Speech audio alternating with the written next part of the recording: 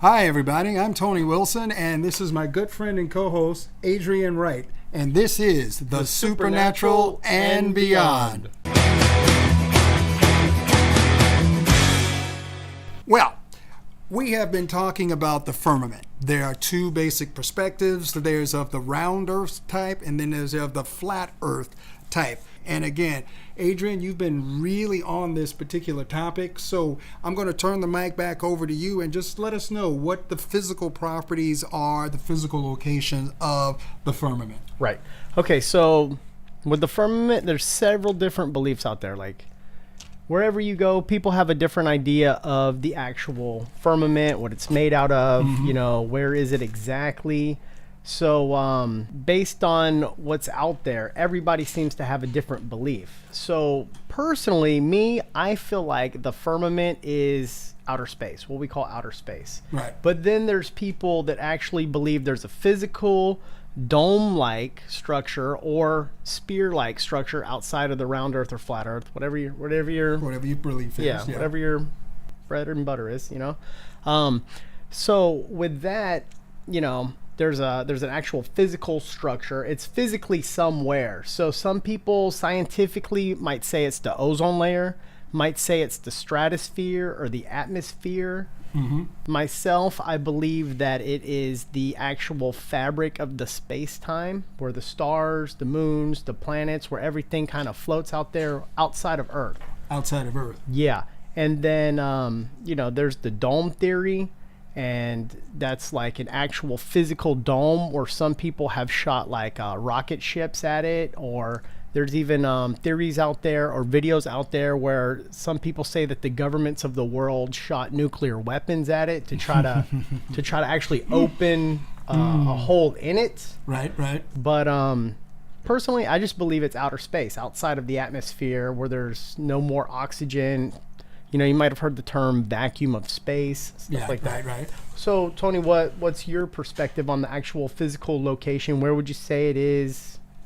What's your research led you to on that? What my research has led me to, and we go right back to the Book of Enoch. For those of you who do not know about the Book of Enoch, that's one of those books that you should look up. I mean, you can get them online. You can either get the written version. You can get the video versions. They go anywhere from like a quick 5-minute explanation to a whole 3-hour lecture series. So the Book of Enoch is something that you really want to start to look into, because it gives you a different perspective from a time when Enoch was much closer to the actual events of creation. Yes. That being said, you mentioned the United States government.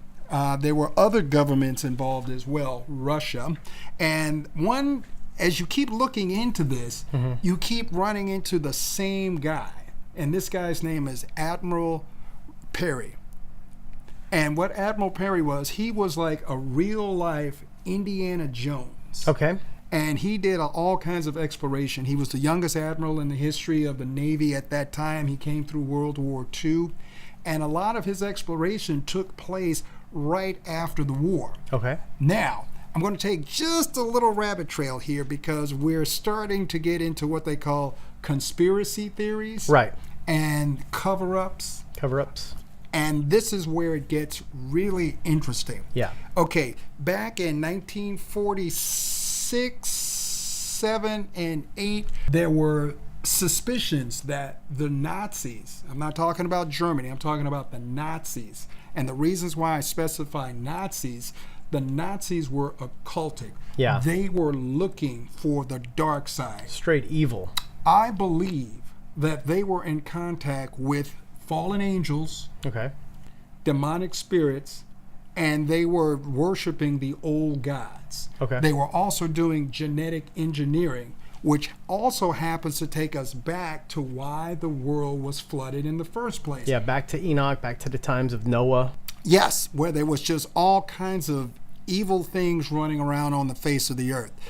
So what wound up happening is that Admiral Byrd took aircraft carrier group. There it is. I lost battleships. He had airplanes. He had a lot of stuff. They went to the South Pole. Now you're talking about Admiral Byrd, right? Admiral Byrd. Because yes. before you said Admiral Perry, you brought up. Did Admiral I say Perry? If I said Perry, Thank you for bringing that to my Okay. attention. So it's Admiral Byrd we're It's talking about. Admiral Byrd. Okay, I've heard about Admiral Byrd. Right. Yeah. So back to the conspiracy theories. There was a secret Nazi base, New Swaziland, I believe it's the way it's pronounced. My German is not as good as other languages that I kind of dabble in. And they took an entire carrier base group down there to investigate it. They were basically going to take it over. Yes, I heard about this. All right. While they were there, they discovered the edge of the firmament. Okay. And that's one of the physical locations. And again, this is one of those topics that you can spend hours on investigating. Also, now, I'm sorry, I don't mean to interrupt, but was it Admiral Byrd that actually said he found the edge of the firmament? He didn't say that because he was sworn to secrecy. Okay, because I heard an interview where he was talking about it, and he says one of the greatest things of the 20th century was the land left open in Antarctica that hadn't been discovered, and he says it's roughly the size of the United States, and it's never been explored. So he believed that people would actually go down there and try to explore and pull the resources from there. But the Nazi base, they believe, was there, so he went down to shut that down or find out what's going down there.